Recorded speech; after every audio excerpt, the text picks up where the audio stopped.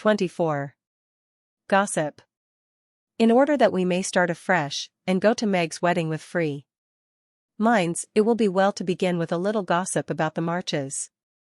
And here let me premise, that if any of the elders think there is too much lovering in the story, as I fear they may, I'm not afraid the young folks will make that objection. I can only say with Mrs. March, what underscore can underscore you expect when I have 4 gay girls in the house, and a dashing young neighbor over the way? The 3 years that have passed have brought but few changes to the quiet family. The war is over, and Mr. March safely at home, busy with his books and the small parish which found in him a minister by nature, as by grace, a quiet, studious man, rich in the wisdom that is better than learning, the charity which calls all mankind brother, the piety that blossoms into character, making it august and lovely. These attributes, in spite of poverty and the strict integrity which shut him out from the more worldly successes, attracted to him many admirable persons, as naturally as sweet herbs draw bees, and as naturally he gave them the honey into which 50 years of hard experience had distilled no bitter drop. Earnest young men found the gray-headed scholar as young at heart as they, thoughtful or troubled. Women instinctively brought their doubts and sorrows to him, sure of finding the gentlest sympathy, the wisest counsel. Sinners told their sins to the pure-hearted old man, and were both rebuked and saved. Gifted men found a companion in him, ambitious men caught glimpses of nobler ambitions than their own, and even worldlings confessed that his beliefs were beautiful and true, although they wouldn't pay. To outsiders, the 5 energetic women seemed to rule the house, and so they did in many things, but the quiet scholar, sitting among his books, was still the head of the family, the household conscience, anchor, and comforter, for to him the busy, anxious women always turned in troublous times, finding him, in the truest sense of those sacred words, husband and father. The girls gave their hearts into their mother's keeping, their souls into their fathers, and to both parents, who lived and labored so faithfully for them, they gave a love that grew with their growth, and bound them tenderly together by the sweetest tie which blesses life and outlives death. Mrs. March is as brisk and cheery, though rather grayer, than when we saw her last, and just now so absorbed in Meg's affairs that the hospitals and homes, still full of wounded boys and soldiers' widows, decidedly miss the motherly missionaries' visits. John Brooke did his duty manfully for a year, got wounded, was sent home, and not allowed to return. He received no stars or bars, but he deserved them, for he cheerfully risked all he had, and life and love are very precious when both are in full bloom. Perfectly resigned to his discharge, he devoted himself to getting well, preparing for business, and earning a home for Meg, with the good sense and sturdy independence that characterized him. He refused Mr. Lawrence's more generous offers, and accepted the place of bookkeeper, feeling better satisfied to begin with an honestly earned salary than by running any risks with borrowed money. Meg had spent the time in working as well as waiting, growing womanly in character, wise in housewifely arts, and prettier than ever, for love is a great beautifier. She had her girlish ambitions and hopes, and felt some disappointment at the humble way in which the new life must begin. Ned Moffat had just married Sally Gardner, and Meg couldn't help contrasting their fine house and carriage, many gifts, and splendid outfit, with her own, and secretly wishing she could have the same. But somehow envy and discontent soon vanished when she thought of all the patient love and labor John had put into the little home awaiting her. And when they sat together in the twilight, talking over their small plans, the future always grew so beautiful and bright that she forgot Sally's splendor, and felt herself the richest, happiest girl in Christendom. Jo never went back to Aunt March, for the old lady took such a fancy to Amy that she bribed her with the offer of drawing lessons from one of the best teachers going, and for the sake of this advantage Amy would have served a far harder mistress. So she gave her mornings to duty, her afternoons to pleasure, and prospered finely. Jo, meantime, devoted herself to literature, and Beth, who remained delicate long after the fever was a thing of the past. Not an invalid exactly, but never again the rosy, healthy creature she had been, yet always hopeful, happy, and serene, busy with the quiet duties she loved, everyone's friend, and an angel in the house, long before those who loved her most had learned to know it. As long as the Spread Eagle paid her $1 a column for her rubbish, as she called it, Jo felt herself a woman of means, and spun her little romances diligently. But great plans fermented in her busy brain and ambitious mind, and the old tin kitchen in the garret held a slowly increasing pile of blotted manuscript, which was one day to place the name of March upon the roll of fame. Laurie, having dutifully gone to college to please his grandfather, was now getting through it in the easiest possible manner to please himself. A universal favorite, thanks to money, manners, much talent, and the kindest heart that ever got its owner into scrapes by trying to get other people out of them, he stood in great danger of being spoilt.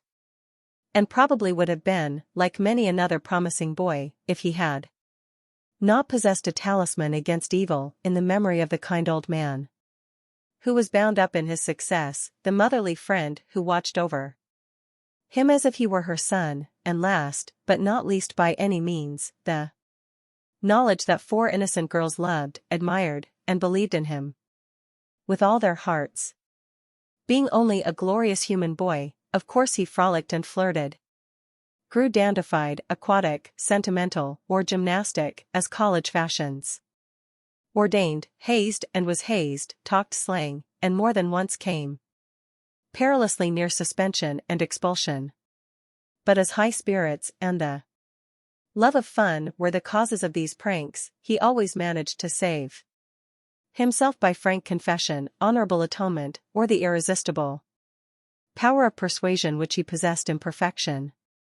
In fact, he rather prided himself on his narrow escapes, and liked to thrill the girls with graphic accounts of his triumphs over wrathful tutors, dignified professors, and vanquished enemies. The men of my class were heroes in the eyes of the girls, who never wearied of the exploits of our fellows, and were frequently allowed to bask in the smiles of these great creatures, when Laurie brought them home with him. Amy especially enjoyed this high honor, and became quite a belle among them, for her ladyship early felt and learned to use the gift of fascination with which she was endowed. Meg was too much absorbed in her private and particular John to care for any other lords of creation, and Beth too shy to do more than peep at them, and wonder how Amy dared to order them about so, but Jo felt quite in her element, and found it very difficult to refrain from imitating the gentlemanly attitudes, phrases, and feats, which seemed more natural to her than the decorums prescribed for young ladies. They all liked Jo immensely, but never fell in love with her, though very few escaped without paying the tribute of a sentimental sigh or two at Amy's shrine. And speaking of sentiment, brings us very naturally to the Dovecote. That was the name of the little brown house which Mr. Brooke had prepared for Meg's first home. Laurie had christened it, saying it was highly appropriate to the gentle lovers, who went on together like a pair of turtle doves, with first a bill and then a coo. It was a tiny house, with a little garden behind, and a lawn about as big as a pocket handkerchief in front. Here Meg meant to have a fountain, shrubbery, and a profusion of lovely flowers, though just at present the fountain was represented by a weather-beaten urn, very like a dilapidated slop bowl. The shrubbery consisted of several young larches, undecided whether to live or die, and the profusion of flowers was merely hinted by regiments of sticks to show where seeds were planted. But inside, it was altogether charming, and the happy bride saw no fault. From garret to cellar. To be sure, the hall was so narrow, it was fortunate that they had no piano, for one never could have been got in. Whole, the dining room was so small that 6 people were a tight fit. And the kitchen stairs seemed built for the express purpose of precipitating both servants and china pell-mell into the coal bin. But once get used to these slight blemishes, and nothing could be more complete, for good sense and good taste had presided over the furnishing, and the result was highly satisfactory. There were no marble-topped tables, long mirrors, or lace curtains in the little parlor, but simple furniture, plenty of books, a fine picture or two, a stand of flowers in the bay window, and, scattered all about, the pretty gifts which came from friendly hands, and were the fairer for the loving messages they brought. I don't think the Parian Psyche Laurie gave lost any of its beauty, because John put up the bracket it stood upon, that any upholsterer could have draped the plain muslin curtains more gracefully than Amy's artistic hand, or that any storeroom was ever better provided with good wishes, merry words, and happy hopes, than that in which Joe and her mother put away Meg's few boxes, barrels, and bundles, and I am morally certain that the spandy new kitchen never could have looked so cozy and neat if Hannah had not arranged every pot and pan a dozen times over, and laid the fire all ready for lighting, the minute Miss Brooke came home. I also doubt if any young matron ever began life with so rich a supply of dusters, holders, and piece bags, for Beth made enough to last till the silver wedding came round, and invented 3 different kinds of dishcloths for the express service of the bridal china. People who hire all these things done for them never know what they lose, for the homeliest tasks get beautified if loving hands do them. And Meg found so many proofs of this, that everything in her small nest, from the kitchen roller to the silver vase on her parlor table, was eloquent of home love and tender forethought.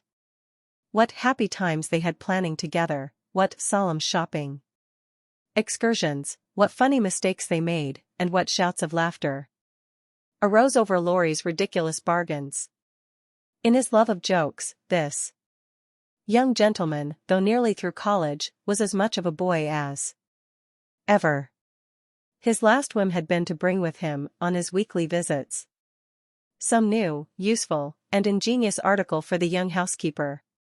Now a bag of remarkable clothespins, next, a wonderful nutmeg grater, which fell to pieces at the first trial, a knife cleaner that spoilt all the knives, or a sweeper that picked the nap neatly off the carpet, and left the dirt, labor-saving soap that took the skin off one's hands, infallible cements which stuck firmly to nothing but the fingers of the deluded buyer, and every kind of tinware, from a toy savings bank for odd pennies, to a wonderful boiler which would wash articles in its own steam, with every prospect of exploding in the process. In vain Meg begged him to stop. John laughed at him, and Joe called him Mr. Toodles. He was possessed with a mania for patronizing Yankee ingenuity, and seeing his friends fitly furnished forth, so each week beheld some fresh absurdity. Everything was done at last, even to Amy's arranging different colored soaps to match the different colored rooms, and Beth setting the table for the first meal. Are you satisfied? Does it seem like home, and do you feel as if you should be happy here? Asked Mrs. March, as she and her daughter went through the new kingdom arm in arm, for just then they seemed to cling together more tenderly than ever. Yes, mother, perfectly satisfied, thanks to you all, and so happy that I can't talk about it, answered Meg, with a look that was better than words. If she only had a servant or 2 it would be all right, said Amy, coming out of the parlor, where she had been trying to decide whether The bronze Mercury looked best on the whatnot or the mantelpiece. Mother and I have talked that over, and I have made up my mind to try her way first. There will be so little to do, that, with Lottie to run my errands and help me here and there, I shall only have enough work to keep me from getting lazy or homesick, answered Meg tranquilly. Sally Moffat has 4, began Amy.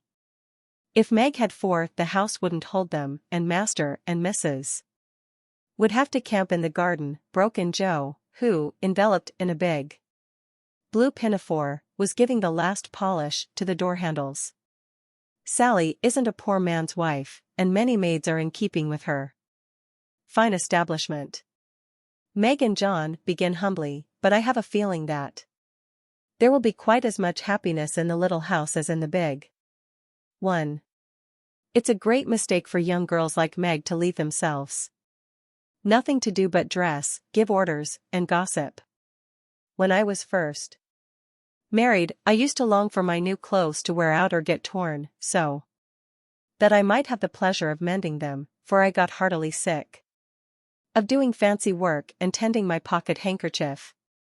Why didn't you go into the kitchen and make messes, as Sally says she does, to amuse herself, though they never turn out well, and the servants laugh at her, said Meg. I did, after a while, not to mess, but to learn of Hannah how things should be done, that my servants need not laugh at me. It was play then, but there came a time when I was truly grateful that I not only possessed the will, but the power to cook wholesome food for my little girls, and help myself when I could no longer afford to hire help. You begin at the other end, Meg, dear, but the lessons you learn now will be of use to you by and by, when John is a richer man, for the mistress of a house, however splendid, should know how work ought to be done if she wishes to be well and honestly served. Yes, Mother, I'm sure of that, said Meg, listening respectfully to the little lecture, for the best of women will hold forth upon the all-absorbing subject of housekeeping. Do you know I like this room? Most of all in my baby house, added Meg, a minute after, as they went upstairs, and she looked into her well-stored linen closet. Beth was there, laying the snowy piles smoothly on the shelves, and exulting over the goodly array. All 3 laughed as Meg spoke, for that linen closet was a joke. You see, having said that if Meg married that Brooke, she shouldn't have a cent of her money, Aunt March was rather in a quandary, when time had appeased her wrath and made her repent her vow. She never broke her word, and was much exercised in her mind how to get round it, and at last devised a plan whereby she could satisfy herself. Mrs. Carroll, Florence's mamma, was ordered to have made and marked a generous supply of house and table linen, and send it as her present, all of which was faithfully done, but the secret leaked out, and was greatly enjoyed by the family, for Aunt March tried to look utterly unconscious, and insisted that she could give nothing but the old-fashioned pearls long promised to the first bride. That's a housewifely taste, which I am glad to see. I had a young friend who set up housekeeping with 6 sheets, but she had finger bowls for company, and that satisfied her, said Mrs. March, patting the damask tablecloths, with a truly feminine appreciation of their fineness. I haven't a single finger bowl, but this is a set-out that will last me all my days, Hannah says, and Meg looked quite contented, as well she might. Toodles is coming, cried Joe from below, and they all went down to meet Laurie, whose weekly visit was an important event in their quiet lives. A tall, broad-shouldered young fellow, with a cropped head, a felt basin of a hat, and a flyaway coat, came tramping down the road at a great pace, walked over the low fence without stopping to open the gate, straight up to Mrs. March, with both hands out, and a hearty "Here I am, Mother." "Yes, it's all right." The last words were in answer to the look the elder lady gave him, kindly questioning look, which the handsome eyes met so frankly that the little ceremony closed, as usual, with a motherly kiss. For Mrs. John Brooke, with the maker's congratulations and compliments. "Bless you, Beth. What a refreshing spectacle you are, Joe. Amy, you are getting altogether too handsome for a single lady." As Laurie spoke, he delivered a brown paper parcel to Meg, pulled Beth's hair ribbon, stared at Joe's big pinafore, and fell into an attitude of mock rapture before Amy, then shook hands all round, and everyone began to talk. "Where is John?" asked Meg anxiously. "Stopped to get the license for tomorrow, ma'am."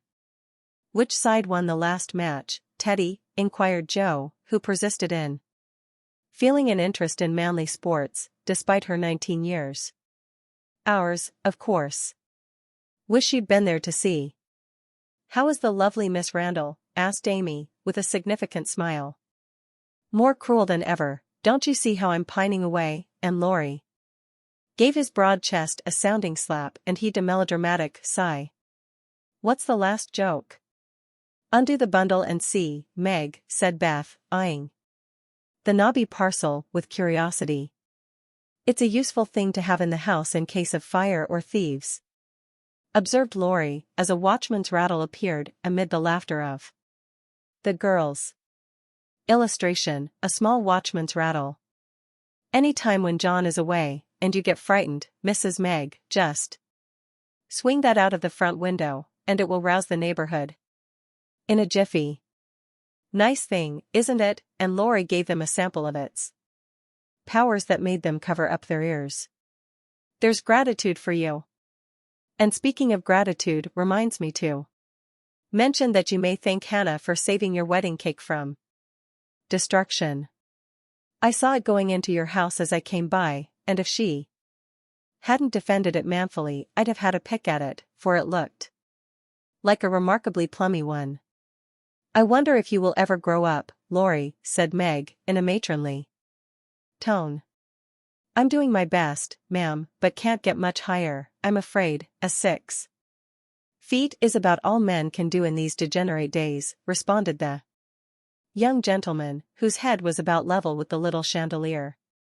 "I suppose it would be profanation to eat anything in this spick and span new bower, so, as I'm tremendously hungry, I propose an adjournment," he added presently. "Mother and I are going to wait for John. There are some last things to settle," said Meg, bustling away. "Beth and I are going over to Kitty Bryant's to get more flowers for tomorrow," added Amy, tying a picturesque hat over her picturesque curls, and enjoying the effect as much as anybody. "Come, Joe, don't desert a fellow. I'm in such a state of exhaustion I can't get home without help. Don't take off your apron, whatever you do." "It's peculiarly becoming," said Laurie, as Joe bestowed his especial aversion in her capacious pocket, and offered him her arm to support his feeble steps. "Now, Teddy, I want to talk seriously to you about tomorrow," began Joe, as they strolled away together. "You must promise to behave well, and not cut up any pranks, and spoil our plans." "Not a prank. And don't say funny things when we ought to be sober." "I never do, you are the one for that. And I implore you not to look at me during the ceremony. I shall certainly laugh if you do. You won't see me, you'll be crying so hard that the thick fog round you will obscure the prospect." "I never cry unless for some great affliction. Such as fellows going to college, hey?" cut in Laurie, with a suggestive laugh. "Don't be a peacock. I only moaned a trifle to keep the girls company." "Exactly. I say, Joe, how is Grandpa this week? Pretty amiable?" "Very. Why, have you got into a scrape, and want to know how he'll take it?" asked Joe rather sharply. "Now, Joe, do you think I'd look your mother in the face, and say, all right, if it wasn't?" and Laurie stopped short, with an injured air. "No, I don't." "Then don't go and be suspicious. I only want some money, said Lori. Walking on again, appeased by her hearty tone. You spend a great deal, Teddy. Bless you, _I_ don't spend it, it spends itself, somehow, and is gone. Before I know it. You are so generous and kind-hearted that you let people borrow, and can't say no to anyone. We heard about Henshaw, and all you did for him. If you always spent money in that way, no one would blame you, said Joe warmly. Oh, he made a mountain out of a molehill. You wouldn't have me let that fine fellow work himself to death, just for the want of a little help, when he is worth a dozen of us lazy chaps, would you? Of course not, but I don't see the use of your having 17 waistcoats, endless neckties, and a new hat every time you come home. I thought you'd got over the dandy period, but every now and then it breaks out in a new spot. Just now it's the fashion to be hideous, too. Make your head look like a scrubbing brush, wear a straight jacket, orange gloves, and clumping, square-toed boots. If it was cheap ugliness, I'd say nothing, but it costs as much as the other, and I don't get any satisfaction out of it. Lori threw back his head, and laughed so heartily at this attack, that the felt basin fell off, and Joe walked on it, which insult only afforded him an opportunity for expatiating on the advantages of a rough and ready costume as he folded up the maltreated hat, and stuffed it into his pocket. Don't lecture any more, there's a good soul. I have enough all through the week, and like to enjoy myself when I come home. I'll get myself up, regardless of expense, tomorrow, and be a satisfaction to my friends. I'll leave you in peace if you'll only let your hair grow. I'm not aristocratic, but I do object to being seen with a person who looks like a young prizefighter, observed Joe, severely. This unassuming style promotes study, that's why we adopt it, returned Lori, who certainly could not be accused of vanity, having voluntarily sacrificed a handsome curly crop to the demand for quarter-of-an-inch long stubble. By the way, Joe, I think that little Parker is really getting desperate about Amy. He talks of her constantly, writes poetry, and moons about a most suspicious matter. He'd better nip his little passion in the bud. Hadn't he? Added Lori, in a confidential, elder-brotherly tone, after a minute's silence. Of course he had, we don't want any more marrying in this family for years to come. Mercy on us, what are the children thinking of, and Joe looked as much scandalized as if Amy and little Parker were not yet in their teens. It's a fast age, and I don't know what we are coming to, ma'am. You are a mere infant, but you'll go next, Joe, and we'll be left lamenting, said Lori, shaking his head over the degeneracy of the times. Don't be alarmed, I'm not one of the agreeable sort. Nobody will want me, and it's a mercy, for there should always be one old maid in a family. You won't give anyone a chance, said Lori, with a sidelong glance, and a little more color than before in his sunburnt face. You won't show the soft side of your character, and if a fellow gets a peep at it by accident, and can't help showing that he likes it, you treat him as Mrs. Gummidge did her sweetheart, throw cold water over him, and get so thorny no one dares touch or look at you. I don't like that sort of thing, I'm too busy to be worried with nonsense, and I think it's dreadful to break up families so. Now don't say any more about it, Meg's wedding has turned all our heads, and we talk of nothing but lovers and such absurdities.